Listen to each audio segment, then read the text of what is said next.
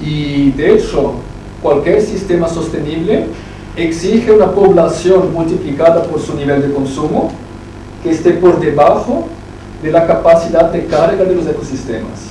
Es otro concepto que viene de ecología. Entonces, cualquier sistema económico solo puede funcionar si la población multiplicada por su nivel de consumo esté por debajo de lo que los ecosistemas son capaces de suplir, lo que a veces se llama también de huella ecológica, ¿no? Ahora, la población sostenible no es la población óptima, porque si la economía es el arte de vivir bien, una cosa es sobrevivir, otra cosa es sobrevivir con dignidad y con alegría, ¿no? Entonces, la población óptima incluso sería menor do que la población sostenible, ¿no? Y el problema es que hemos pasado los dos niveles, es decir, la población actual y sobre todo el nivel de consumo que tenemos está por encima de la población, aquella estadística que os he enseñado, comentado, que el 40% de la producción primaria hoy día va a los humanos, habla de esto, ¿no? Y bueno,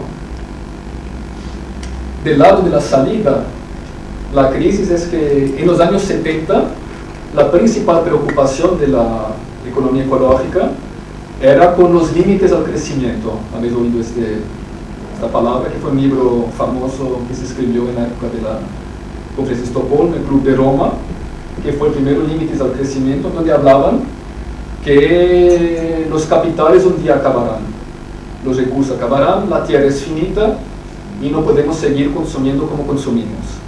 Entonces la preocupación era con los recursos. Sin embargo, en los años 80 y 90 han pasado diversas cosas importantes. La primera cosa importante fue el tema de los CFCs, del agujero en la capa de ozono. Cuando se descubrió que había un agujero en la capa de ozono y que eso provocaba cáncer y una serie de cosas, la gente empezó a ver que el problema no era los recursos para producir el CFC, sino los efectos que tiene el CFC sobre la atmósfera. Y después vino el cambio climático. El problema no es que el petróleo se acaba. El problema es que si todo el petróleo que está bajo la tierra lo tiramos a la atmósfera, el cambio climático será brutal. Será un cambio que no sobrevivirá a la agricultura y tampoco civilización. Es decir, el problema no es que acaben los recursos, el problema es que consumamos los recursos que hay, ¿no? Y cuando Brasil, y cuando viene una noticia de que se acaba de descubrir más petróleo debajo de las capas salinas, etc. y tal, del punto de vista de la salida, esto es una mala noticia, porque significa que hay más petróleo para tirar a la atmósfera. Y de hecho, se puede hacer una pregunta que, ¿cómo se quiere hacer el protocolo de Kioto sin controlar, poner límites a la extracción de petróleo? Porque si se saca petróleo de la tierra, para algo será, ¿no? No es para hacer lagos de petróleo ni piscinas de petróleo, es para consumir. Y si se consume, en algún sitio va a parar. Entonces, ¿cómo no se puede hacer protocolos sin hablar de producción, ¿no? ¿Pero por qué? Porque el problema ya es en la salida y no en la entrada.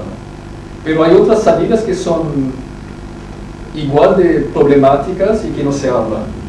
Por ejemplo, las dioxinas o los disruptores hormonales. ¿Sabes lo que son disruptores hormonales? Bueno, son simplemente una cosa que se descubrió, muy curiosa, que hay una enorme cantidad de productos químicos que no se sabe por qué el cuerpo interpreta como si fueran hormonas.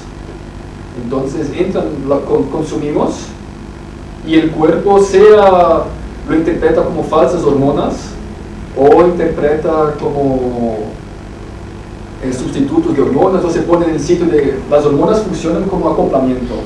Hay una fenormona o un producto que son cantidades ínfimas y viene un receptor que recibe esto, se acoplan y eso pasa una información bioquímica a la célula y con esto los genes se activan o no se activan. Hablamos de los genes como si fuera lo importante, pero los genes son como si fuera el teclado del piano. cada célula nuestra tiene el mismo teclado, pero ¿por qué la música de cada célula es distinta? Porque una célula produce ojo y la otra produce pie, o produce músculo, o produce un espermatozoide. Desde el punto de vista de información genética es exactamente igual. Lo que pasa es que hay distintos hormonas y distintos elementos bioquímicos explicando a la célula cuáles de estos genes tienen que manifestarse y cuáles no tienen que manifestarse. ¿Sí? Y el problema es que muchísimos productos químicos dan esta información a los genes. Y entre estas informaciones, pues, a veces dice a la célula para que se multiplique sin parar. Esto es lo que se llama de cáncer, ¿no? Una de las formas de descubrir que existen estos elementos químicos ha sido una bióloga que hacía estudios con células para ver productos cancerígenos, y como en laboratorio tienes la muestra de control y la muestra que vas manipulando para ver qué pasa, ¿no? Entonces unas células y tenía otra de control y les ponía pues algunos productos, entonces podían ver si producía efectos cancerígenos en las células o no.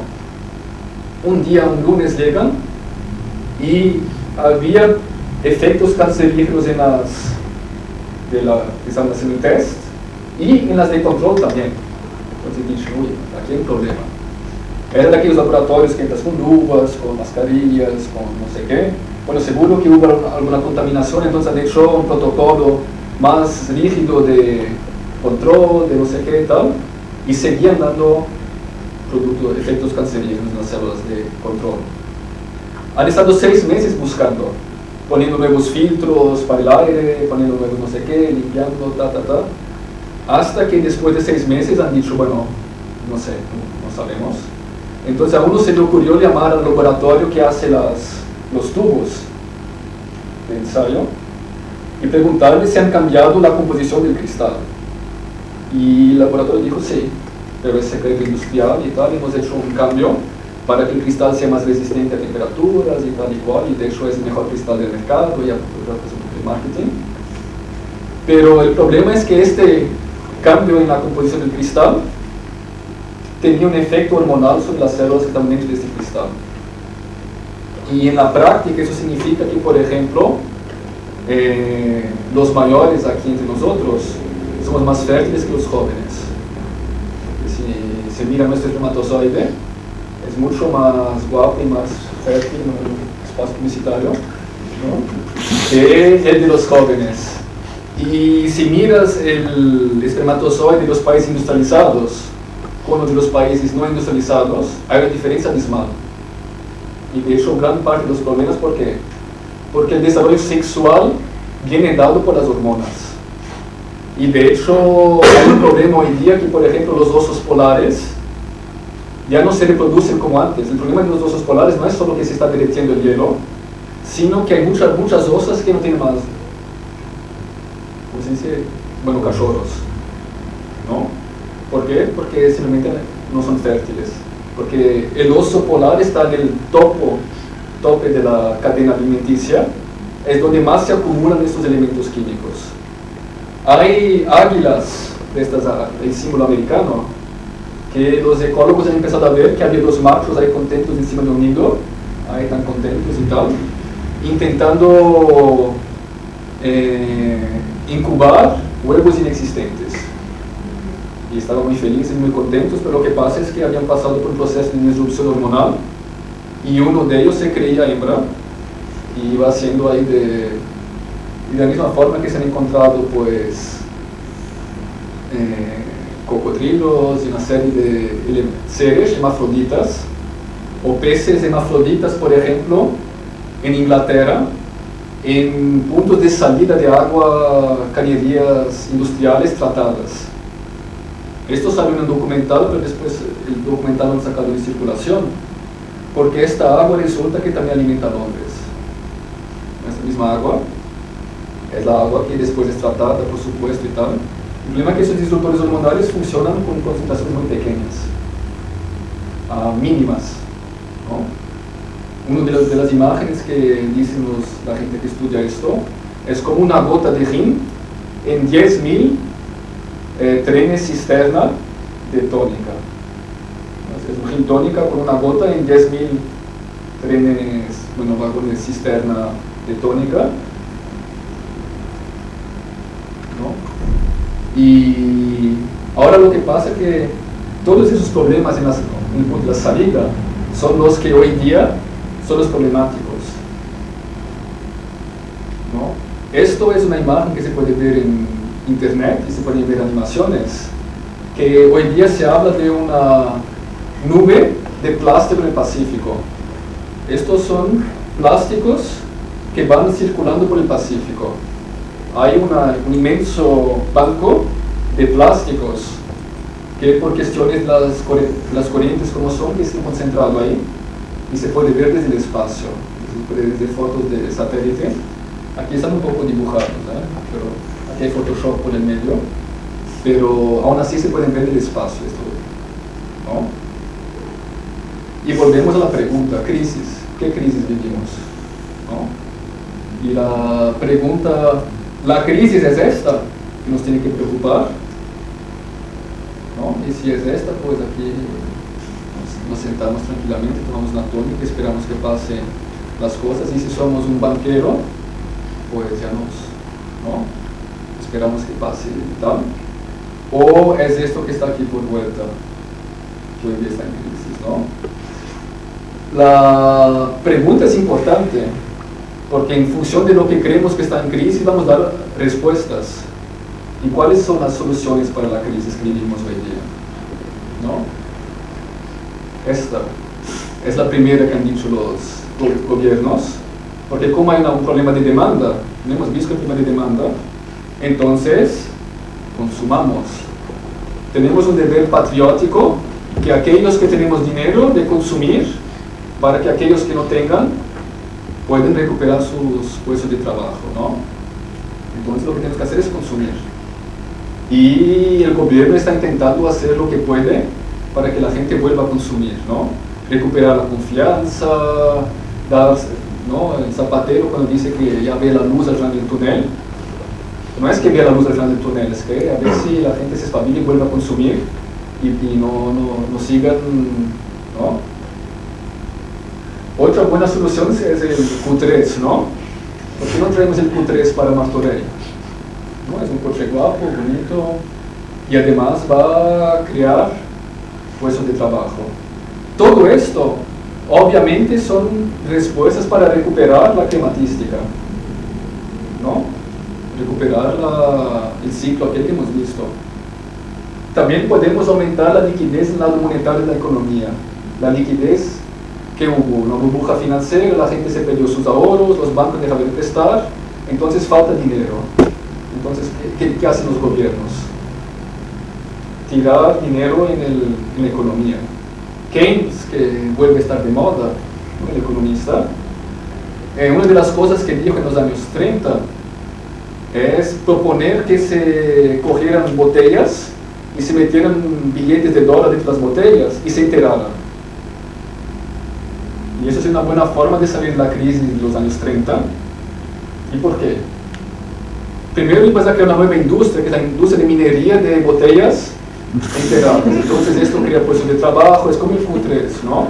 Crea puestos de trabajo, nuevas tecnologías, habría un incentivo para que la OPC desarrollara una máquina para sacar botellas a gran velocidad y tal, hubiera una competencia, la mano invisible, ya llevaría a los distintos actores a espabilar, a sacar las botellas. Y a la vez estarías inyectando liquidez en el lado monetario de la economía, porque después que coges las botellas, coges el dinero y vas a consumir, consumes. Entonces es una buena solución, ¿no? Y del punto de vista de la climatística es una de las mejores. Podríamos incluso proponer de, no sé, como aquí en Montseny o hacer, ¿no? Así, entregar las botellas y tal, y en lugar de buscar setas y tener que esperar hasta el otoño, la gente puede aprovechar el verano para buscar, ¿no? Ese tipo de cosas. O podemos intentar mejorar la competitividad de la industria española. cursos de formación, subvenciones para nuevas tecnologías, más robots en la fábrica de Martorell, que sea de las más modernas del mundo, que sea competitiva, que sea tal y cual, ¿no?